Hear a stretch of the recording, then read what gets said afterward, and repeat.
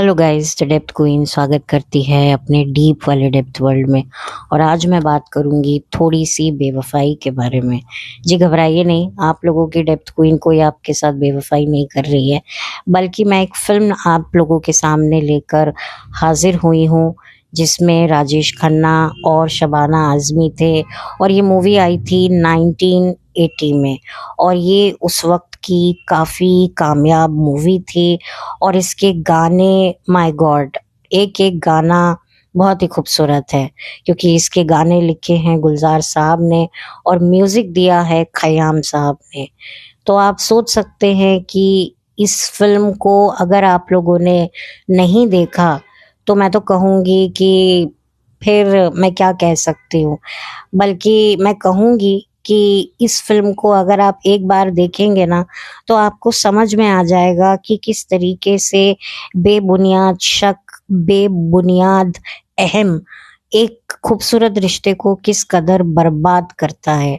तो इसी मूवी को मैंने इसी वजह से भी चुना कि आजकल जिस तरीके से रिश्तों की हालत हो गई है, छोटी-छोटी बातों पर लोग भड़क जाते हैं और बहुत सारे एक्सट्रीम स्टेप ले लेते हैं। और एक्सट्रीम स्टेप लेने के बाद उनको ये लगता है कि ठीक है, हम यहाँ से निकल जाएँगे तो फिर हमारी ज़िंदगी अच्छी हो जाएगी, पर ऐसा होता नहीं है। देखिए, मैं ये उन शादियों के लिए कह रही हूँ जिसमें मसले है ही नहीं, बल्कि जो मसले दिख रहे हैं वो मसले नहीं हैं। वो एक एक टाइम होता है कि भई नया-नया सब कुछ जब 2 लोग डेवलप करते हैं तो मिसअंडरस्टैंडिंग होती है, झगड़े छोटे-मोटे होते हैं एडजस्टमेंट को लेकर। हाँ, अगर कोई बहुत बड़ी कोई चीज़ है, तो एक अलग बात है कि आप अपने लिए स्टैंड ले सकते हो। लेकिन छोटी-छोटी बातों के लिए, छोटे-छोटे एडजस्टमेंट के लिए 2 लोग इतनी बड़ी दीवार अपने बीच में डाल लेते हैं, जिस दीवार को फिर कोर्ट में वकीलों द्वारा गिराया जाता है और फिर हमेशा-हमेशा के लिए 2 लोग अलग हो जाते हैं। तो ये जो शक की दीवार होती है, बेबुनियाद शक की दीवार होती है, बेबुनियाद का, बेमतलब का जो अहम 2 लोग रखते हैं, दोनों में से अगर एक भी रख रहा है ना, तो कहीं न कहीं वो अपने रिश्ते को खराब कर रहा है। और इस बात का रियलाइज़ेशन जब तक उसको होता है, उसकी खुद की लग चुकी होती है और इस रिश्ते की भी लग चुकी होती है। तो यहाँ पर भी जो शबाना आज़मी का जो कैरेक्टर है, वो बिल्कुल एग्ज़ैक्टली ऐसा ही है, जो अपने अननेसेसरी शक की वजह से अपने अच्छी खासी गृहस्थी को बर्बाद कर देती है। और बर्बाद होने के बाद उसकी खुद की हालत भी बेहतरीन नहीं रहती। उसमें भी बहुत सारे प्रॉब्लम्स, एडजस्टमेंट उसको करने पड़ते हैं। यानी कि एक एडजस्टमेंट से निकल कर दूसरे एडजस्टमेंट में वो फँस जाती है। मैं ये नहीं कह रही हूँ कि वो दोबारा शादी कर लेती है, नहीं, वो दोबारा शादी नहीं करती है। लेकिन जिस तरीके से जिन लोगों पर वो अपने पति से ज़्यादा भरोसा करती है, वही लोग उसको दगा दे देते हैं। तो उसकी वजह से फिर क्या-क्या उसकी लाइफ में सिचुएशन आती है और क्या-क्या राजेश खन्ना की लाइफ में क्या-क्या प्रॉब्लम्स आते हैं। इस तरह की पॉसेसिवनेस, इस तरह का जो एक वाइफ का जो एक नेचर होता है कि भई मेरा पति सिर्फ़ मेरा है। येस, ऑफ़ कोर्स तुम्हारा पति तुम्हारा ही है, लेकिन तुम इतनी पॉसेसिव हो जाओ कि उसकी माँ अगर उसे खाना परोस के खिला रही है, तुम सोई हुई हो, तो वो भड़क जाए बीवी, तो फिर ये कहाँ की बात होती है। तो बस कुछ ऐसा ही पॉसेसिव पना जो है शबाना आज़मी को भारी पड़ जाता है। देखो, एक औरत अपनी जो मैरिज है, अपना हस्बैंड है और अपनी ममता, वो किसी से शेयर नहीं कर सकती, ये बात हम सब लोग जानते हैं। लेकिन जब बात बेटे की माँ की आए, भले ही वो माँ सौतेली क्यों ना हो, लेकिन माँ तो माँ ही होती है। और यहाँ पर भी राजेश खन्ना की सौतेली मदर होती है, जिसकी वो बहुत रिस्पेक्ट करता है, और उसकी सौतेली माँ भी उसे रिस्पेक्ट देती है कि ये मेरे बेटा ही है। तो उसके बीच में किस तरीके से शबाना आज़मी की जेलसी, एक तरीके से शबाना आज़मी जी का जो कैरेक्टर दिखाया है, वो बहुत ही अक्खड़ दिमाग का कैरेक्टर दिखाया है। जैसे कुछ लड़कियां होती हैं जो बिल्कुल आदमी जैसी ढीठ होती हैं, मर्द जैसी अक्खड़ होती हैं, उनका जो ईगो होता है ना वो मर्द की तरह ही होता है कि साला मैं झुकेगा नहीं। तो वैसी वाली उनकी अकड़ इस मूवी में आपको देखने को मिलेगी। जो किरदार शबाना आज़मी ने निभाया है, सच में आपको उस किरदार को देखकर रद्दी भर भी शबाना के लिए रिस्पेक्ट नहीं आएगी। आपको लगेगा कि ये औरत अपने ही घर को तोड़ रही है। देखिए, घर को कोई भी औरत तोड़ना नहीं चाहती है। कुछ औरतें होती हैं जो वाक़ई घर बसाना चाहती हैं, लेकिन उनको वो माहौल ही नहीं दिया जाता।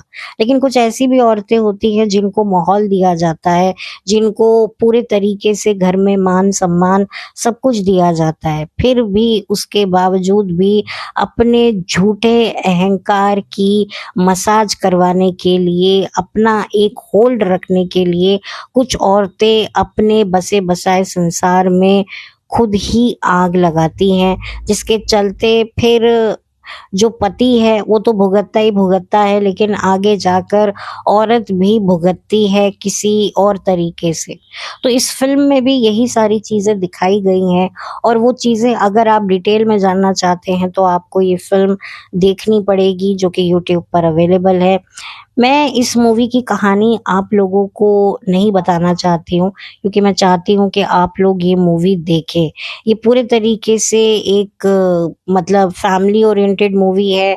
मेरे हिसाब से मुझे तो नहीं लगता कि आपको इसको अपनी फैमिली के साथ बैठकर नहीं देखना चाहिए, बल्कि मैं तो चाहूँगी कि आप अपनी मदर के साथ, अगर आप विमेन हैं, तो आप अपनी मदर के साथ या अपनी मदर इन लॉ के साथ या किसी के साथ भी अगर आपको देखना है, स्पेशली मैं वुमेन्स की बात कर रही हूँ, या एज़ अ कपल, या फिर भी अगर आप फैमिली के साथ देखना चाहते हैं, तो ये कोई आपको पता ही है कि पहले 80s का सिनेमा जो होता था, वो ऐसा नहीं होता था, और अगर कुछ दृश्य होते भी थे, तो वो आते थे और यूँ निकल जाते थे कि पता भी नहीं चलते थे। तो इसमें शबाना आज़मी जी और राजेश खन्ना जी की बड़ी ही ज़बरदस्त केमिस्ट्री है। उनकी बहुत सारी फ़िल्में और भी हैं जिसमें उनका काम, उनकी केमिस्ट्री काफ़ी पसंद की गई है, और ये मूवी भी उनमें से एक है। इस मूवी में एक और शख्स हैं जो अब इस दुनिया में नहीं है, लेकिन उनकी ही एक की हुई मूवी का गाना आज भी हम लोग कहीं न कहीं गुनगुनाते हैं। जो गाना बाज़ीगर मूवी का है, बताना भी नहीं आता, छुपाना भी नहीं आता। जी हाँ, मैं बात कर रही हूँ सिद्धार्थ रे की, जो इस फ़िल्म में आपको एज़ अ चाइल्ड आर्टिस्ट देखने को मिलेंगे। सिद्धार्थ रे भी एक तरीके से नेपो प्रोडक्ट ही थे, जो इंडस्ट्री में आए बॉलीवुड में, और शायद साउथ की मूवीज़ में भी थे अगर मैं गलत नहीं हूँ तो। लेकिन वही वाली बात है कि तकदीर ने बहुत ही छोटी उम्र लिखकर उनको इस दुनिया में भेजा था। सिर्फ़ 40 वर्ष के थे जब उनकी डेथ हुई, उनकी शादी हो चुकी थी, उनके 2 बच्चे थे। उनकी पत्नी जो थी, वो सौगंध मूवी जो अक्षय कुमार की पहली फ़िल्म कही जाती है टेक्निकल ग्राउंड्स पे, उसमें हीरोइन लीड थी वो अक्षय कुमार के साथ। उनके साथ उनकी शादी हुई थी, और अब जो है उनकी पत्नी अभी भी सर्वाइव कर रही हैं, और एक कोरियोग्राफर को मैंने सुना था कुछ साल पहले कि वो डेट कर रही हैं। वो आज डेट कर रही हैं, मतलब आज भी डेट कर रही हैं, नहीं कर रही हैं, मुझे नहीं पता। लेकिन ये जो फ़िल्म है आपको देखनी चाहिए, क्योंकि कभी-कभी एक औरत भी जाने-अनजाने अपने बसे-बसाए घर को तोड़ देती है। हमेशा हम सारा का सारा ठीकरा पतियों पर नहीं फोड़ सकते, कभी-कभार गलती पत्नियों की भी होती है, और जैसे पति बेकार में पत्नियों पर, अपनी बेकसूर पत्नियों पर बेबुनियाद शक कर के उनको अपने से दूर कर देते हैं, तो यहाँ पर भी सिमिलर सिचुएशन थी, बस फ़र्क सिर्फ़ इतना था कि ये काम पत्नी कर रही थी। तो मुझे इसी वजह से इस फ़िल्म के बारे में बात करनी थी, क्योंकि ये थोड़ी-सी जो मूवी है, ये काफ़ी अलग तरीके से बनाई गई है, और शायद कहीं न कहीं इस मूवी को देखकर आपको ये नहीं लगेगा कि आप इतने साल पुरानी मूवी देख रहे हो, बल्कि इस मूवी के हालात, जज्बात आज भी कहीं न कहीं घरों में पाए जाते हैं, देखे जाते हैं। तो पूरे तरीके से ये मूवी आप लोगों को एंटरटेन रखेगी। बहुत सारे इमोशंस हैं, बहुत सारे डेप्थ है, रिश्तों को लेकर जो हम कस्में वादे खाते हैं, वो कस्में वादे खाना और उनको सिंसियरली निभाना और ट्रस्ट के साथ निभाना, ये भी एक बहुत बड़ा टास्क होता है। आप किसी से प्यार तो कर बैठते हो, लेकिन उसके साथ प्यार निभाना, प्यार बरकरार रखना और उसका ट्रस्ट बनाए रखना, ये भी एक बहुत बड़ा एक तरीके से एक टास्क होता है, एक लाइफ टाइम टास्क होता है। तो इसी वजह से जो शादियाँ होती हैं उसमें आपकी जो मेंटल हेल्थ भी काफ़ी ज़्यादा डिस्टर्ब क्यों होती है? क्योंकि आप एक इंसान की जो है, मतलब आपको एक इंसान के साथ एक कमरे में ही नहीं रहना है, उसके दिल में भी रहना है और ये कोशिश करनी है कि वो भी आपके दिल में रहे और आप उसके दिल में रहें। तो वो एफर्ट्स आपको लाइफ लॉन्ग करने पड़ते हैं, जब तक कि आप दोनों में से किसी एक की आँख बंद ना हो जाए। तो शादी एक तरीके की एक मेंटल एक्सरसाइज है, इमोशनली, फिजिकल से ज़्यादा इमोशनली और मेंटली।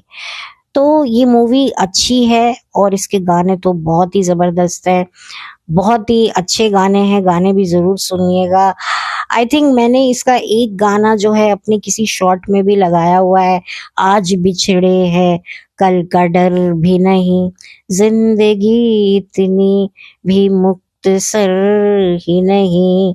आई होप कि मैं सही वर्डिंग्स का उपयोग कर रही हूँ। तो ये काफ़ी अच्छा गाना है, बहुत ही डेप्थ में ये गाना है और ये गाना आपको बिल्कुल स्टार्टिंग में जब फ़िल्म के नाम लिखे हुए आते हैं ना, तो बैकग्राउंड में ये गाना बजता है और बहुत ही अच्छा है और मैंने इस गाने को बहुत सुना है और आज भी मौका लगता है तो ज़रूर सुनती हूँ। क्योंकि मैंने आपको पहले भी बताया है कि मैं एक वक़्त पे ये फ़िल्में अपनी मदर के साथ बैठकर देखा करती थी और इस फ़िल्म को भी मैंने अपनी माँ के साथ बैठकर दूरदर्शन पर देखा था। दूरदर्शन पर एक वक़्त पे बायोस्कोप आता था कि एक फ़िल्म को 3 पार्ट्स में दिखाया जाता था, मंडे से लेकर के वेडनेसडे तक। 1 घंटे की पिक्चर आती थी, क्योंकि पहले जो फ़िल्में होती थी वो 3 घंटे की बनती थी। तो वो फ़िल्म 3 दिन में कंप्लीट करते थे और देखते थे। तो बड़ा अच्छा लगता था कि भई आज कौन-सी बायोस्कोप में मूवी आएगी, तो हम लोग ये भी देखा करते थे। तो उस वक़्त ये फ़िल्म दूरदर्शन ने रात के 11 बजे दिखाई थी और हम लोगों ने देखा था और मैंने तब इस मूवी को देखा था और वाक़ई मुझे ये मूवी बहुत अच्छी लगी थी और आज भी मैं इस मूवी को दोबारा-तिबारा पता नहीं कितनी बार उसके बाद भी मैंने इस मूवी को रिपीट मोड में देखा है। अच्छी मूवी है और इसमें बहुत सारे ऐसे कलाकार हैं जो अपनी कलाकारी से इस मूवी को बहुत उन्होंने अच्छा बनाया है।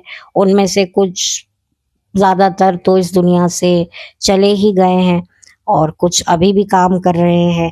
उनमें से एक शबाना आज़मी है और शबाना आज़मी जी की अधिकतर कई फ़िल्मों को मैंने अपने चैनल पर आप लोगों के सामने उनका रिव्यू किया है पॉडकास्ट के माध्यम से और आप लोगों ने सुना भी है, उसे पसंद भी किया है।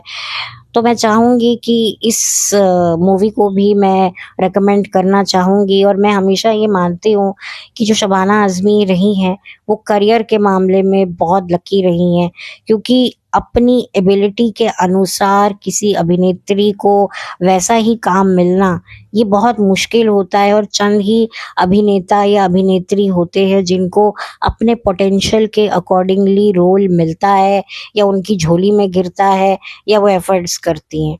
तो शबाना आज़मी जी भी उनमें से एक हैं और उनकी बहुत सारी फ़िल्मों को मैंने अपने चैनल पर लाकर आप लोगों के साथ डिस्कस किया है और आज इस फ़िल्म को भी मैं आप लोगों के सामने लेकर आई हूँ। मैं इसकी कहानी आपको बता देती, बट मुझे लगता है कि नहीं, मैं चाहती हूँ कि आप इस मूवी को देखें, एप्रिशिएट करें और कुछ लोग जो कुछ अच्छा देखना चाहते हैं, कुछ फैमिली ड्रामा देखना चाहते हैं, हस्बैंड वाइफ से रिलेटेड कोई ड्रामा देखना चाहते हैं, तो ये फ़िल्म एक बेस्ट ऑप्शन है, जिसे मैं आप लोगों के सामने लेकर आई हूँ। और राजेश खन्ना और शबाना आज़मी जी की बहुत सारी फ़िल्में हैं जो उन्होंने साथ में की हैं, और इनकी एक अलग ही केमिस्ट्री है, एक अलग ही इनका जो एक लेवल है एक्टिंग का, वो मैच करता था, जिसकी वजह से मुझे लगता है कि ये एक अंडररेटेड जोड़ी मैं इसको कहूँगी, शबाना आज़मी जी और राजेश खन्ना की, जिसको मतलब देखिए राजेश खन्ना जी की तो सबसे ज़्यादा जोड़ी जो फ़ेमस हुई थी वो मुमताज़ जी के साथ हुई थी। बट मुझे लगता है कि शबाना जी के साथ भी उनका एक अलग ही मैच्योरिटी लेवल था, जो उनकी एक्टिंग में दिखता था। उन दोनों की जो आपस का जो तालमेल था एज़ अ कपल के तौर पर जब वो पर्दे पर आते थे, तो बहुत ही उम्दा काम किया करते थे, और ये फ़िल्म भी उसी का ही एक जीता जागता एग्ज़ाम्पल है। तो और ज़्यादा कुछ मैं बोलूँगी नहीं, मैं चाहूँगी कि आप इस मूवी को देखें, इसका लिंक मैं प्रोवाइड कर दूँगी। बाकी आप लोगों की मर्ज़ी है, आपको इंटरेस्ट है तो देखिए, नहीं है तो भी कोई बड़ी बात नहीं है। मेरा काम था अपना ये काम करना, आप लोगों के सामने उन फ़िल्मों को लेकर आना, जिनके बारे में अब बात नहीं होती है। तो इसी वजह से मैंने इस मूवी के बारे में बात करी, और बहुत टाइम से मैंने कोई भी शबाना आज़मी जी के बारे में, उनकी काम के बारे में कोई मैंने फ़िल्म को डिस्कस नहीं किया था। लास्ट मैंने डब्बा कारलेट को डिस्कस किया था, जो एक वेब सीरीज़ थी जिसमें शबाना आज़मी थी। तो बहुत टाइम से था कि कोई फ़िल्म मुझे मिल नहीं रही थी, लेकिन सडनली मुझे इस फ़िल्म के बारे में ध्यान आया, तो मुझे लगा ये एक अच्छा ऑप्शन है, ये एक सही मतलब एक सब्जेक्ट है जिस पर मैं बात कर सकती हूँ, क्योंकि देखिए रिश्ते पहले भी पति पत्नी के क्रिटिकल थे, और आज की तारीख में तो और भी ज़्यादा क्रिटिकल है। तो किस तरीके से पति पत्नी का जो एक नाजुक रिश्ता होता है, उसमें क्या क्या चीज़ों की ज़रूरत होती है, जो लोग भी शादी करने की सोच रहे हैं, तो मैं उनको हाईली रिकमेंड करूँगी कि ये मूवी ज़रूर देखें। और पैसे का क्या रोल होता है एक शादी में, वो भी इस मूवी के माध्यम से आपको बताया है। कई जो शादियाँ होती हैं, उसकी टूटने की वजह सिर्फ़ और सिर्फ़ पैसा होती है, ना कोई ऐसा ये नहीं होता कि कोई पार्टनर अनफ़ेथफुल है, या कोई ऐसा कोई वॉयलेंस किया है दोनों में से किसी एक ने एक के साथ। कभी-कभी पैसा ही एकमात्र वजह होती है तलाक की। तो ये सारी बातें आपको जो अभी शायद मेरे वीडियो से समझ में आकर भी समझ नहीं आ रही होंगी, तो मैं चाहूँगी कि आप एक बार इस मूवी को देखें, तो शायद आपको पता चल जाएगा कि मैं क्या कहना चाह रही हूँ। क्योंकि मैंने बहुत सारी ऐसी शादियाँ देखी हैं, जिसमें पैसा भी एक बहुत बड़ा इश्यू होता है तलाक का। क्योंकि पैसा जो होता है कहीं न कहीं शादी को टिकाने में एक कहते हैं ना, एक सीक्रेट टूल की तरह होता है, जो हमें दिखता नहीं है। क्योंकि लोग कहते हैं कि भई ये गोल्ड डिगर है, ये लड़का गोल्ड डिगर है, ये लड़की गोल्ड डिगर है। लेकिन सच में पैसा भी एक शादी को चलाने में काम तो आता ही आता है। अब वो क्यों आता है, किस वजह से आता है, मैं एग्ज़ैक्टली क्या कहना चाहती हूँ, मैं चाहूँगी कि अगर ये सारी बातों को अगर आप क्लियर करना चाहते हैं, तो आपको ये फ़िल्म देखनी पड़ेगी। तो इसी के साथ अब मैं इस वीडियो को बंद करती हूँ, और कहना तो बहुत कुछ चाहती थी, बताना तो बहुत कुछ चाहती थी, लेकिन नहीं बता रही हूँ, क्योंकि मैं नहीं चाहती कि मैं इस मूवी का कोई सस्पेंस ख़त्म कर दूँ, ताकि अगर मैं सारी कहानी आपको बता दूँगी तो फिर आपको लगेगा कि यार देखने की क्या ज़रूरत है, ये तो डेप्थ क्वीन ने बता ही दी है, ये होगा। तो इसी वजह से मैंने अपने मुँह पर ताला लगाया हुआ है, क्योंकि मैं चाहती हूँ कि आप लोग सच में ये फ़िल्म देखें। ये फ़िल्म जेनुइनली बहुत अच्छी मूवी है, और परफ़ॉर्मेंस को तो मैं क्या रेट करूँ? मेरी इतनी हैसियत नहीं है कि मैं इन सब में से किसी की भी परफ़ॉर्मेंस के ऊपर कोई कमेंट करूँ। एक-एक बंदा, चाहे साइड आर्टिस्ट हो, मेन कैरेक्टर हो, सबका काम बहुत अच्छा है। तो इसी के साथ अब इस वीडियो को बंद करने का वक्त आ गया है, आप लोगों से विदा लेने का वक्त आ गया है। चैनल पर नए हैं तो प्लीज़ सब्सक्राइब कर दीजिए, वीडियो को लाइक कर दीजिए, कुछ कहना चाहते हैं तो कमेंट सेक्शन हाजिर है, और प्लीज़ लाइक कीजिए, लाइक की बहुत कमी है, और अपने ओपिनियन बताइएगा। अगर आप लोगों ने ये मूवी ऑलरेडी देख ली है तो मुझे ज़रूर बताइएगा। सॉरी, मेरा गला बैठ गया है क्योंकि मैं ये दोबारा से रिकॉर्ड कर रही हूँ, क्योंकि पहले जो मैं रिकॉर्ड कर रही थी वो मुझे किसी कारणवश बंद करना पड़ा। तो क्या होता है, इतनी लंबे समय तक जब मैं बोलती हूँ तो मेरा गला बैठ जाता है, क्योंकि मुझे एक ही टेक में ये सब खत्म करना होता है, जिसके चलते कभी कभी मेरी आवाज़ थोड़ी सी फ्लैट हो जाती है। तो प्लीज़ आप, अगर आपको थोड़ा सा प्रॉब्लम होता होगा तो इसके लिए मैं दिल से माफ़ी चाहती हूँ। तो बस यही था, और वीडियो को ज़्यादा लंबा भी मैं क्या करूं, फजूल की क्या बकर बकर मैं करूं। तो इसीलिए जल्द से जल्द अब इस वीडियो को बंद करूंगी, तभी तो वापस आऊंगी एक नए पॉडकास्ट के साथ। और मैं कुछ ज़्यादा भूल नहीं रही हूँ। अच्छा, इसमें पद्मिनी कोल्हापुरी भी है। हाँ, मुझे याद आ गया कि मैं कुछ भूल तो नहीं रही हूँ, पद्मिनी कोल्हापुरी भी है, और क्यों है, किस वजह से है, ये भी अगर आपको जानना है तो ये मूवी देखनी होगी। तो सारे पात्र किरदार आपको बहुत अच्छे लगेंगे, बड़े अपने से लगेंगे। कहीं ना कहीं इस कहानी को देखकर आपको कहीं ना कहीं ये महसूस होगा कि ये कहानी आपने कहीं ना कहीं किसी अपने के साथ या किसी बेगाने के साथ ऐसी सिचुएशन देखी होगी, सुनी होगी, क्योंकि कहानी ही ऐसी, मतलब है जिससे आप कनेक्ट कर पाएंगे। क्योंकि घरों में आज भी पति पत्नी के बीच में गलतफहमियां हो जाती हैं, और कभी कभी गलतफहमियां इतनी बढ़ जाती हैं कि जब दो लोग अपनी गलतफहमियों को सुलझाते नहीं हैं तो वो कितनी उलझ जाती हैं। जैसे धागे आपस में जब उलझ जाते हैं तो इतनी गांठ पड़ जाती है कि उस धागे को तोड़ना ही बेहतर होता है, क्योंकि बहुत कोशिश करने के बाद भी जब वो गांठें सुलझती नहीं है तो फिर कैंची लेकर हम उन धागों को ही काट देते हैं।